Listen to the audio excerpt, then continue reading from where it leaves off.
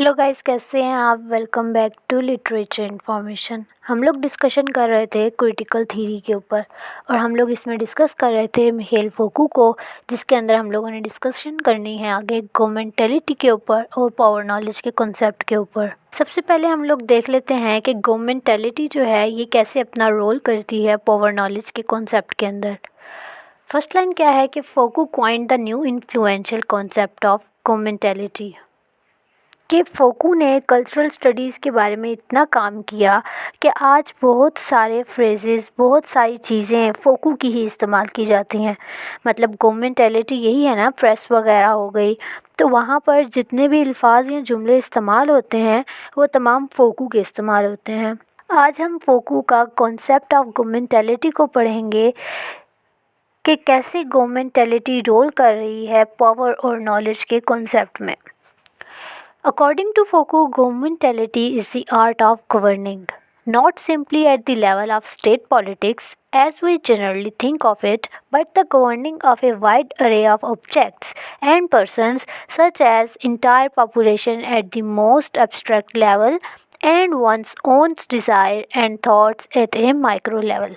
For example, हम लोगों को पता है कि हम लोगों की आवाम कैसी है। महंगाई अगर बढ़ जाए तो आवाम को फ़र्क नहीं पड़ेगा। क्यों? अगर पसंद का बंदा हुआ तो। अवाम हम लोगों की ऐसी है कि उनको जिधर लगाया जाए वो वहाँ चल पड़ेंगी अगर उनकी पसंद का बंदा आ जाए तो ये वो गवर्नमेंटलिटी होती है, ये वो आर्ट ऑफ गवर्निंग होती है जो सिर्फ स्टेट लेवल पर नहीं होती, सिर्फ पॉलिटिक्स को हैंडल नहीं करती, बल्कि लोगों की लाइफ्स तक को हैंडल करती है, उनकी थॉट्स को हैंडल करती है, उनकी डिज़ायर्स को हैंडल करती है। Foucault was specially interested in how in contemporary times the governing of conduct was increasingly focused on the management of populations. फोकू ज़्यादातर इंटरेस्टेड था कि कैसे मैनेज करना है हमने इस पावर नॉलेज के कॉन्सेप्ट को पॉपुलेशन के अंदर, कि लोगों को अपनी मर्ज़ी की चीज़ों पर कैसे लगाना है। फॉर एग्ज़ाम्पल, एक बायो पावर का कॉन्सेप्ट है कि उसके अंदर कहा जाता है कि unlike disciplinary power aimed at the training of individual bodies, the management of populations relied on biopower.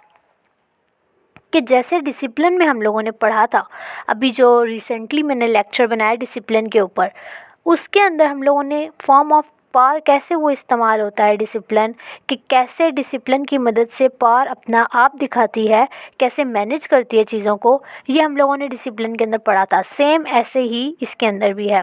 उसके अंदर हम लोगों ने उस लेक्चर में कैमरास का नाम लिया था, पेरेंटहुड का नाम लिया था और भी इसी तरह की चीज़ें।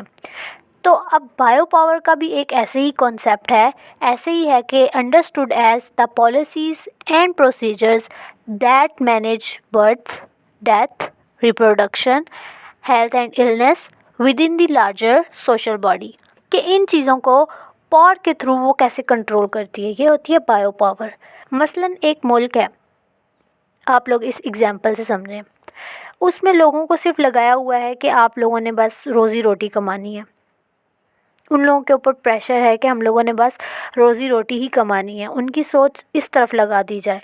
उनके पास फिर कोई हायर पर्पस के लिए टाइम ही नहीं होगा। जब पूरा दिन वो रोज़ी रोटी कमाते रहेंगे, उनको उसी से फुर्सत नहीं मिलेगी, तो वो इस चीज़ की तरफ कैसे ध्यान देंगे, इस चीज़ के बारे में कैसे सोचेंगे। उसके अलावा इंसान ऐसी मखलूक है कि हैबिट नाम की चीज़ उसे रिवॉर्ड बना देती है। ये दिनों की, हफ्तों की, सालों की जो आदत होती है ना, ये फिर आपके जीन्स में शामिल हो जाती है और फिर आप किसी हायर पर्पस के बारे में सोच ही नहीं सकते। तो ऐसे बहुत से टॉपिक्स होते हैं जिनकी मदद से आपको कंट्रोल किया जाता है, आपकी लिबर्टी को कंट्रोल किया जाता है। अब हम लोगों ने पावर नॉलेज के कॉन्सेप्ट के अंदर कितनी चीज़ें पढ़ी। हम लोगों ने डिसिप्लिन को पढ़ा कि वो हम लोगों के ऊपर एज ए पावर काम करता है, गवर्नमेंटलिटी के बारे में पढ़ा, उसके बाद हम लोगों ने बायो पावर के बारे में पढ़ा। तो ऐसे बहुत से टॉपिक्स हैं जिसके थ्रू हम लोगों को कंट्रोल किया जाता है और हम लोगों को पता ही नहीं होता। उसके अलावा हम लोगों ने डिस्कोर्स के बारे में भी पढ़ा। इन सब के ऊपर मैंने अलग अलग वीडियो अपलोड की है कि पावर और नॉलेज के कॉन्सेप्ट के अंदर हम लोगों को किन किन वेज़ के थ्रू, किन किन मेथड्स के थ्रू कंट्रोल किया जा रहा है और हम लोगों को पता ही नहीं है। ठीक है, तो डिस्कोर्स, डिसिप्लिन, गवर्नमेंटलिटी, बायो पावर, इन सब के बारे में हम लोग डिस्कशन कर चुके हैं। अब हम लोग असल डिटेल टॉपिक जो डिस्कस करेंगे वो होगा पावर नॉलेज का, कि पावर और नॉलेज है क्या, इनका कॉन्सेप्ट है क्या। ठीक है, power is established through accepted form of knowledge, scientific understanding and truth. In this way, society creates a regime of truth, where social institutions define what counts as true. सबसे पहले तो ये दो बातें समझ लें कि पावर जो है वो एक्सेप्टेड फॉर्म ऑफ नॉलेज की बेस पर ही इस्टेब्लिश की जाती है, वो साइंटिफिक अंडरस्टैंडिंग हो या ट्रूथ हो। ठीक है।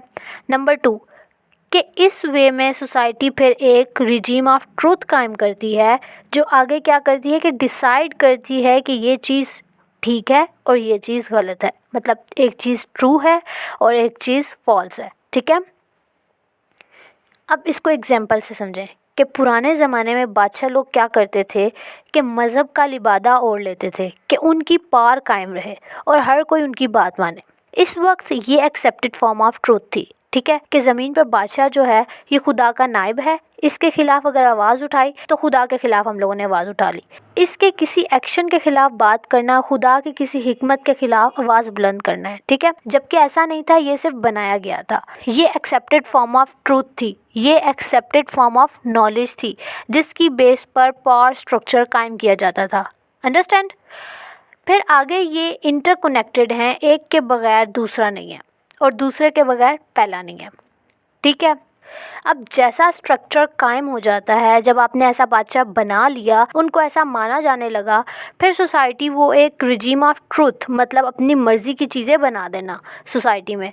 मतलब ट्रूथ वो है जो हमने बोला, जैसे हम कहेंगे कि ये ट्रूथ नहीं है तो वो ट्रूथ नहीं होगा। ठीक है। फिर सोसाइटी उन मखसूस चीज़ों को ट्रूथ समझती है, जिसे वो कहें ट्रूथ है और वही ट्रूथ कहलाएगा। जिसे वो कहें कि ये झूठ है, वो कहेंगे ठीक है ये झूठ है। ये एक पूरा स्ट्रक्चर होता है पावर नॉलेज के रिलेशन में। जब इसकी बेस पर पूरी सोसाइटी का ढांचा बन जाए, फिर ये एक दूसरे को सपोर्ट करते हैं। ये बात की फोकून है। ठीक है। बाकी सारी चीज़ें भी इस सब के गिर्द ही घूमती हैं, यानी सोशल इंस्टीट्यूशंस डिफाइन करते हैं ट्रूथ को। ठीक है। नेक्स्ट क्या है, हम लोग समझते हैं कि power and knowledge as two separate concepts, कि पावर पॉलिटिकल है और नॉलेज एपिस्टेमोलॉजिकल है, मतलब जो इट्सेल्फ कोई चीज़ हो। हम लोग क्या समझते हैं कि इस वर्ल्ड की नोयत जो है एक पॉलिटिकल है, यानी पावर, और दूसरी पेडागोजिकल, मतलब पढ़ना पढ़ाना और एजुकेशन के प्रोग्राम्स वगैरह के बारे में नॉलेज होना। ठीक है। तो फोकू क्या कहता है कि नहीं, ऐसा नहीं है। वो कहता है कि वास्ट नेटवर्क और system of power relationship that allows that knowledge to come to be in order for statement accepted as true. कहता है सारा नॉलेज जो है वो पॉसिबल हो सकता है एक मखसूस पावर नॉलेज के रिलेशनशिप में, क्योंकि वो इस नॉलेज को इजाज़त देता है कि यस तुम आ जाओ इस सिस्टम के अंदर, लोगों के जहनों के अंदर। तो इन सब का क्या मतलब है कि पावर रिलेशनशिप होता है, सिस्टम होता है, नेटवर्क होता है, वो अलाउ करता है किसी ट्रुथ को, किसी भी स्टेटमेंट को, कि वो कब ट्रुथ के तौर पर सोसाइटी में आए।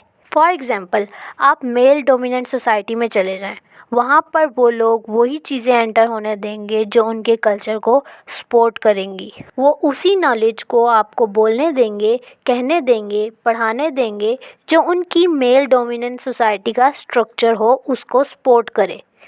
दूसरा किसी किस्म का नॉलेज वो तस्लीम ही नहीं करेंगे, इनकार कर देंगे। वो कहेंगे ये धोखाबाजी है, फ्रॉड है, और पता नहीं क्या क्या इसको नाम देंगे। ठीक है। तो ये एक मखसूस पावर का स्ट्रक्चर होता है, वही अलाउ करता है कि dates of knowledge should come forward and that is not. Basically power ने अलाउ करना है, तभी नॉलेज ने एंटर होना है, फिर उसी नॉलेज की बेस पर उसने अपना सारा सिस्टम बनाना है। ठीक है। फॉर एग्ज़ाम्पल, हमारे पास एक और एग्जाम्पल देता है फोकू के साइंटिफिक नॉलेज में भी produced as the result of well funded academic institution, कि जिनको फंडिंग की जाती है, बहुत ज़्यादा कॉर्पोरेशन में सपोर्ट करती हैं, फंड करती हैं, जिन्होंने कोई फ़ायदा उठाना हो उनसे। फॉर एग्ज़ाम्पल, जो बड़ी डिस्कवरीज़ हो रही हैं जो साइंटिफिक बेस पर होती हैं, उनको बाकायदा फ़ंड दिया जाता है ममालिक के थ्रू, उनको फंडिंग दी जा रही होती है। फिर उसके नतीजे में जो कुछ हासिल होता है, फिर जहाँ ज़रूरत पेश आए, जैसे चाहें, फिर वो ममालिक सपोर्ट करते हैं फ़ंड देकर। वो भी फ़ायदा उठाते हैं फिर किसी ना किसी तरीके से। फोकू कहता है कि पावर नॉलेज कॉन्सेप्ट जो है, इनका रिलेशन जो है एक ऐसी चीज़ है जो ऊपर नीचे दाएं बाएं नीचे से ऊपर यानी कि हर जगह वर्क करती है, और ये हम पढ़ेंगे कि कैसे करती है नेक्स्ट लेक्चर के अंदर। आपको एक एक टॉपिक इतनी डिटेल में मैं इसलिए पढ़ा रही हूँ ताकि बेसिक कॉन्सेप्ट्स आपके माइंड में बैठ जाएं कि फोकू ने किस बारे में क्या कहा, वॉल्टर बेंजामिन ने क्या कहा, थियोडोर एडोर्नो ने क्या कहा। तो ये थोड़ा थोड़ा करके आप लोग समझेंगे तभी आप लोगों को सही समझ आएगा। ये थोड़ा कॉम्प्लेक्स सा है, ठीक है। नेक्स्ट पावर नॉलेज के मैं कंटिन्यू करूँगी नेक्स्ट लेक्चर के अंदर। आज के लिए इतना ही। उम्मीद है आप लोगों को लेक्चर की समझ आई होगी। वीडियो पसंद आई तो वीडियो को लाइक करें, शेयर करें और चैनल को सब्सक्राइब करना मत भूलिएगा। अल्लाह हाफिज़।